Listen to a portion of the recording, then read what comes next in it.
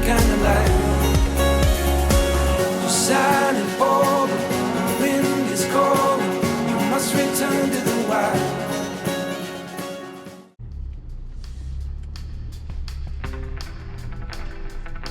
Welcome back to the channel. My name's Jane, and with Stu and our Ford Auto camper Harry, we are Getaway Geese and we like to share our travels. We continue our journey on the last part of our trip and get back on the road and say goodbye to Manifold Valley. And we're now moving on to a site near Lincoln. The weather has broken, so it's a good time to move on. Over the bridge and through the Ford narrow quake bridges as we head towards Lincoln.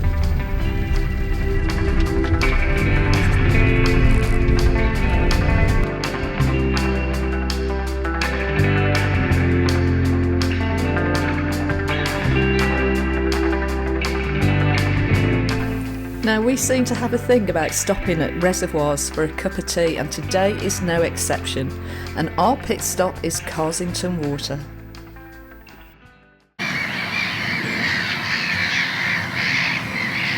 The birds are really noisy today, and I guess they're nesting on the island. And the fishermen look to be enjoying the water as well.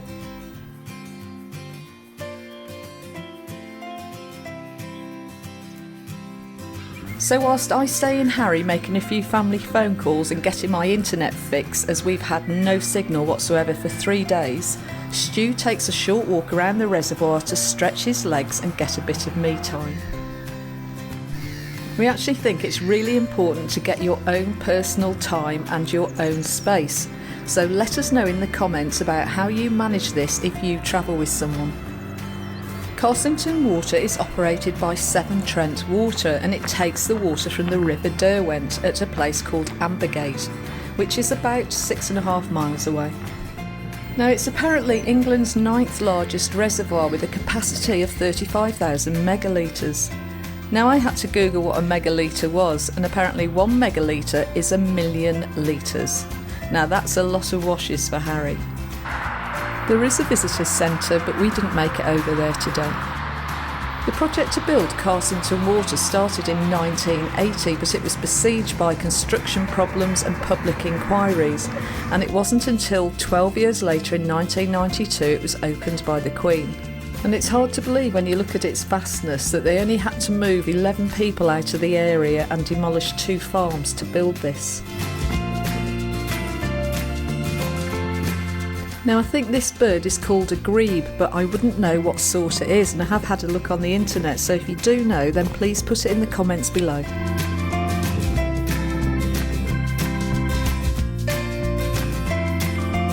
And we're back on the road to just outside Lincoln.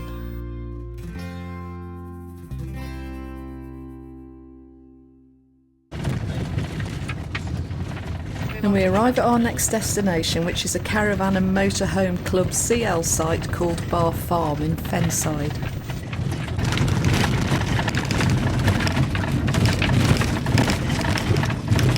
Now, it's down a really long track, and you can see it's really testing out Harry's suspension.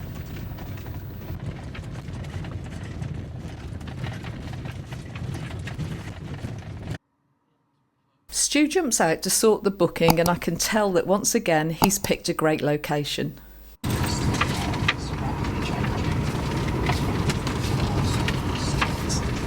I go up there? Jesus. That looks like it's a stream. Yeah, there's a stream there.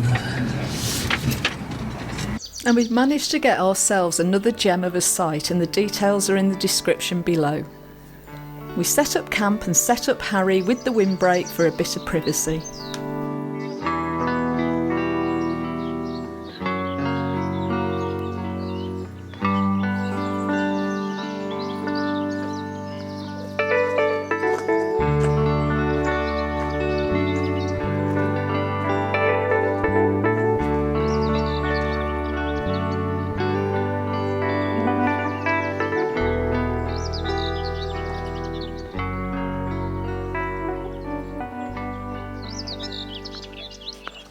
So we've just come to our next location at Bar Farm, Fenside, near Lincoln.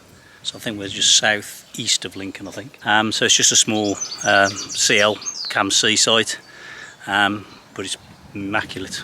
Some beautiful, spent a lot of time with the lawn area and also the flowers, and they planted out by this stream here. So it's out in Lincolnshire. So that'll do us for 3 days, and we'll be going around Lincoln, I think, area tomorrow. We decide to take a short walk around the local village of Metheringham, so we go back up the track with what we think are wheat and barley in the fields. Now, it's a really small village, so there isn't a lot to see, but we come across this quaint old garage, and we have a chat to a guy who is buying a job lot of classic cars from the old boy who's closing down this garage.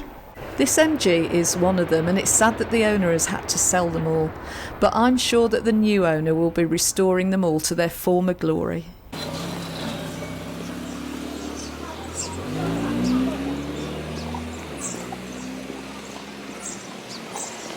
There's a few shops and pubs in the village and this very well kept war memorial area.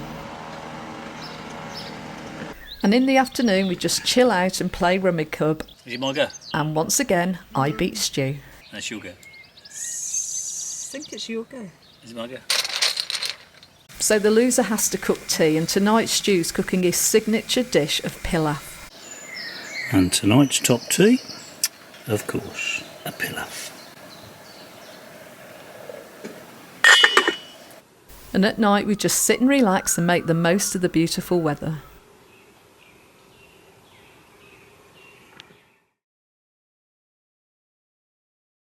The next day greets us and it's a little overcast, so we decide to go to the International Bomber Command Centre. Stu really loves anything to do with military history, and I'm really drawn to the personal stories. Now, the Bomber Command Centre is a bit different as it does not have a lot of artefacts, but what it does have is a great way of presenting, especially of the story of the World War II bomber boys. Quite often they become a forgotten community with lots of focus on the fighter squadrons in World War II instead. In World War II there was over 57,000 Bomber Command deaths. And irrespective of the rights and wrongs of war, young men did their job, so it tells their story so well. And it must have been terrifying for them, irrelevant of the mission. And for us, it's the personal bravery that we get connected to when we go to these historical museums. Beside the centre, there's an information board and a sculpture relating to Operation Manna. Now, this was a humanitarian operation carried out by the Allies at the end of the war, and it was to drop supplies to relieve famine in the Netherlands. Apparently the air crews reported Dutch people waving at the planes and thanking them as they dropped supplies.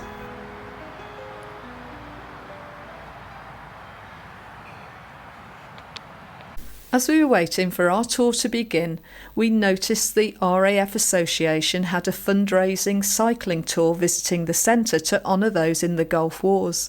They were being interviewed on TV, and the guy holding the camera is Bob Ankerson, who was shot down in the Desert Storm conflict and taken prisoner, and he's actually one of the volunteers at the centre.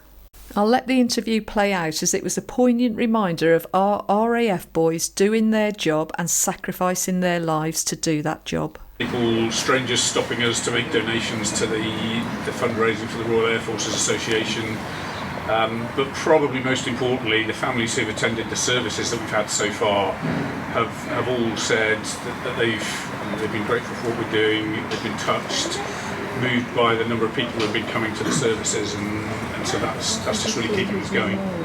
We had a lovely moment the other day with Ben Collier, one of the sons of Max Collier. He cycled with us from Fulham to Ely, and from Ely to Marham, where his dad's buried. And that's just a special moment to cycle into the cemetery with him in front of us and us giving him an escort, which is lovely and a real special moment.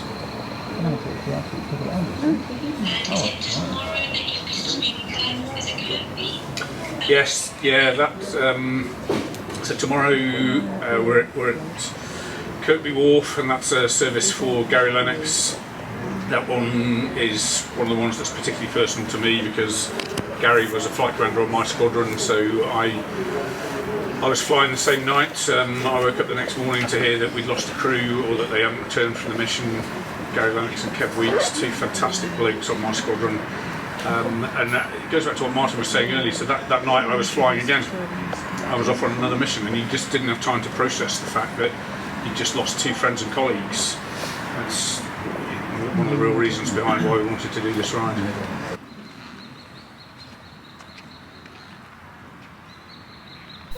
These plaques can be bought and placed by families to remember crews and squadrons, and it makes it very real and very emotional when you read the words.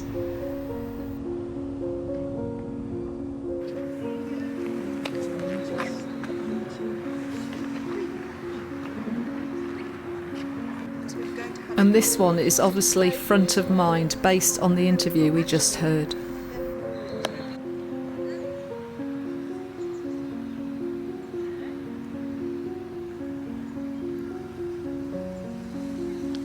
These trees represent all the airfields in the area that were in action in World War II and planted to depict their relationship to each other on the map.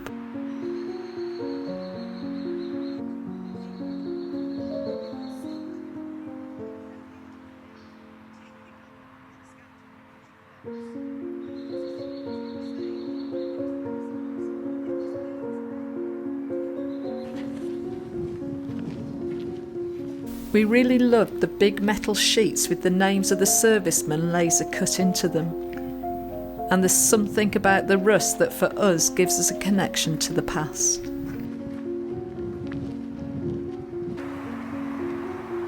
This large dominant iron sculpture is a focal point in this remembrance area, and again there's been so much thought gone into it.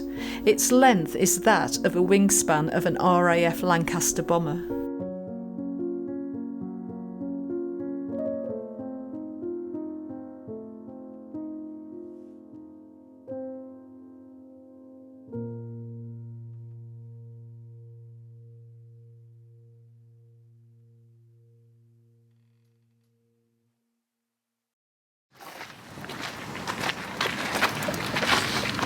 Gordon Kidder, Thomas Kirby Green.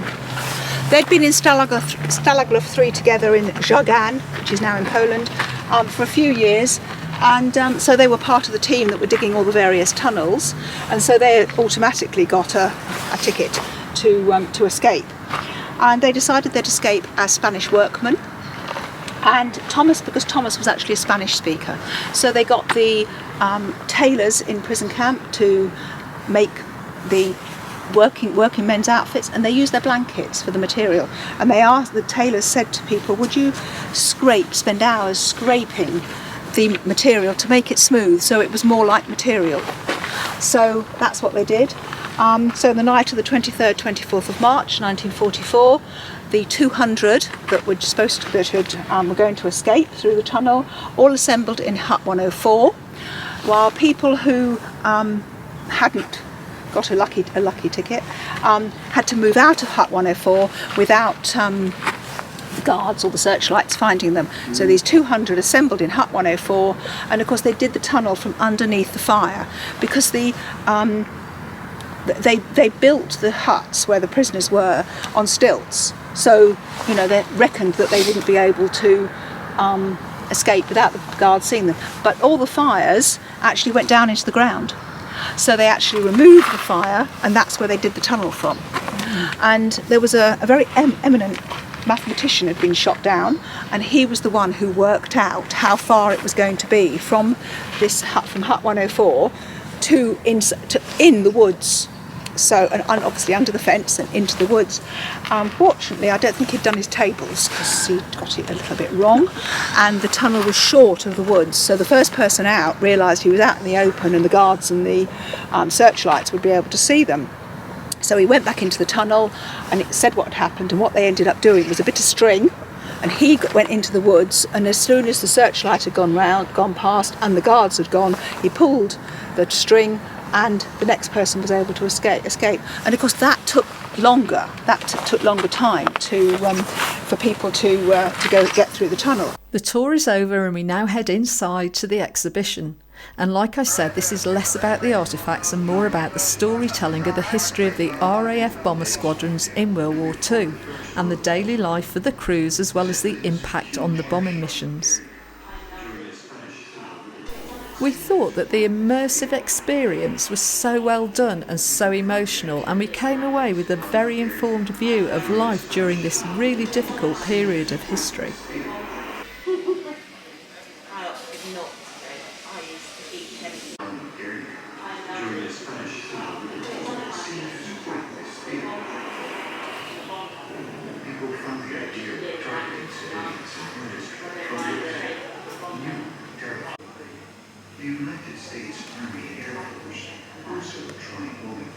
There are large cinema screens to tell the timeline story of World War II through newsreel and videos of the day related to the role bomber squadrons had. Okay, now, yeah, nothing. Right, okay, go ahead, Tom. At the start of the war, a lot of the aircrew came from private school and university backgrounds. 130,000 Canadian training school most were in the late teens or early 20s.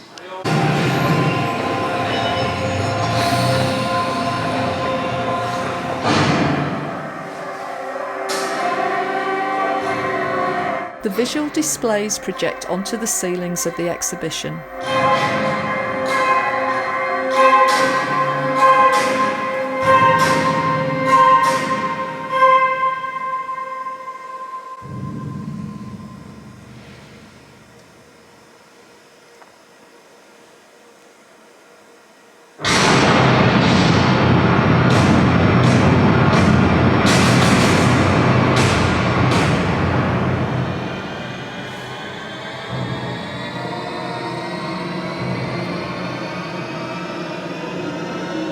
This huge display shows the timeline bombing of both sides, and one thing that drew our attention was the little island of Malta, and that shone red on the screen throughout much of the war. And I can't imagine how terrifying that must have been for the people that were there.